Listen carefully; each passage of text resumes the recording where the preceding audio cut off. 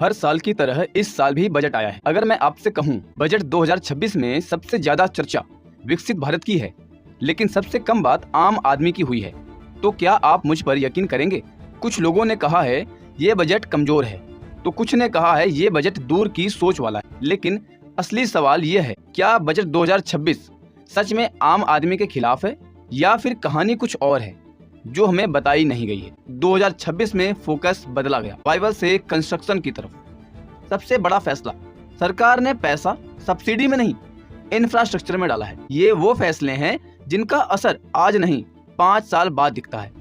लेकिन यहीं से मिडिल क्लास नाराज भी होता है, क्योंकि फायदा इनडायरेक्ट हो रहा है। सबसे पहले वही सवाल जो हर मिडिल क्लास फैमिली पूछ रही है, टैक्स रिलीफ कहाँ है?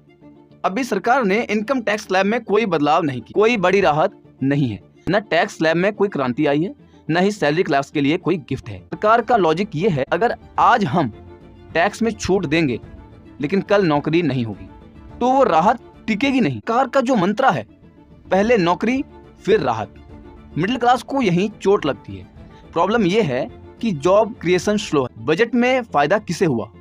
लार्ज इंफ्रास्ट्रक्चर प्लेयर्स को, कैपिटल हैवी सेक्टर्स को, मार्केट लिंक्ड एंटिटीज को। इस बजट में जो नहीं है वही सबसे ज्यादा बोला जा रहा है।